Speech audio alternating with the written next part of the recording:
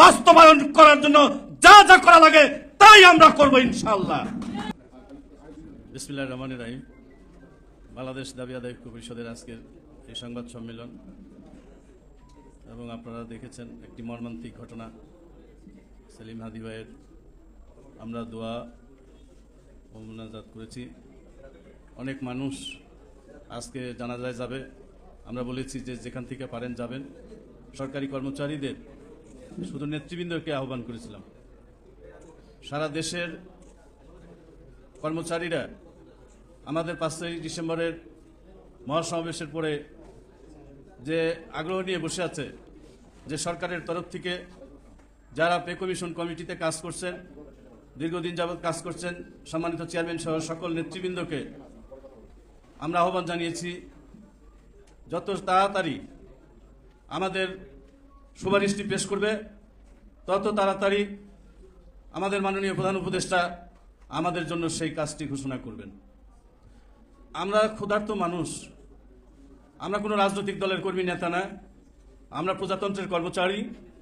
আমরা আমাদের পেটের ক্ষুধার জন্য, ক্ষুধা নিবারণের জন্য, ছেলে মেয়ে বাঁচানোর জন্য, ভবিষ্যতের জন্য আমরা আমাদের কাজগুলো করছি। আজকে সম্মানিত সভাপতি এখানে ঘোষণা করবেন। আমি আমার বক্তব্য দীর্ঘায়িত করব না, শুধু বলতে চাই সরকারি যত প্রতিষ্ঠান আছে বাংলাদেশে, আজকে এখানে প্রেস মিডিয়ার ভাইয়েরা আছেন, সরকারি গোয়েন্দা কর্মচারীরা আছেন, গোয়েন্দার ভাইয়েরা আছেন, এসবিএনএসআর বন্ধুরা আছেন। আপনারা মনে রাখবেন, শুধু আমরা ক্ষুধার জন্য, পে কমিশনের জন্য আন্দোলন করি, অন্য কিছুর জন্য করি নাই। এখনো আমরা চাই বৈষম্য মুক্ত একটি পে কমিশন এই সরকার গঠন করেছে, এই সরকার বাস্তবায়ন করে দিয়ে যাবে, এই আশা করি আমরা আজকের এই হাউস থেকে।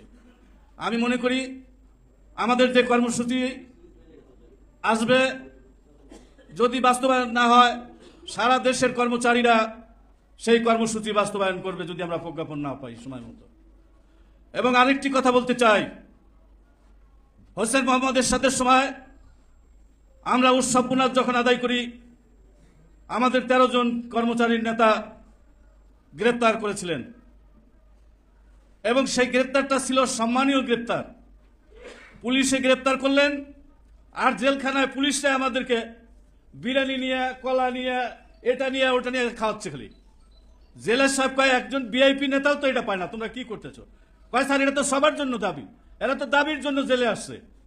তা আমরা আশা করি যদি কোনো সরকার চিন্তা ভাবনা, কোনো আমলা চিন্তা ভাবনা করে থাকেন যে আমাদের পে কমিশন বাস্তবায়ন না করে কর্মচারীদের বিরুদ্ধে অ্যাকশনে যাবেন, সারা বাংলাদেশের দিকে বলতে চাই আমরা রাজার হালে জেলখানায় যেতেও রাজি আছি, এবং পে কমিশন বাস্তবায়ন করার জন্য যা যা করা লাগে তাই আমরা করবো ইনশাআল্লাহ। প্রিয় কর্মচারী ভাই বোনেরা, আমি আমার বক্তব্য দীর্ঘায়িত করব না। সম্মানিত সভাপতি, আইন শৃঙ্খলার মধ্য দিয়ে আমরা প্রজাতন্ত্রের কর্মচারী হিসেবে যে কর্মসূচি আসবে, সেই কর্মসূচি নিয়ম অনুযায়ী আমরা পালন করার জন্য প্রস্তুত হয়েছি। সারা বাংলাদেশ প্রস্তুত। শুধু আমরা চাই আমরা যেন আন্দোলনে না যাওয়া লাগে, সরকার যেন আমাদের আশাটা পূরণ করে দেয়। সবাইকে আন্তরিক ধন্যবাদ জানিয়ে, আজকে কষ্ট করে যারা এসেছেন, এই সাংবাদিক সম্মেলন সফল করেছেন, তাদেরকে আন্তরিক ধন্যবাদ এবং শুভেচ্ছা জানিয়ে আমি আমার বক্তব্য এখানে শেষ করছি। ধন্যবাদ।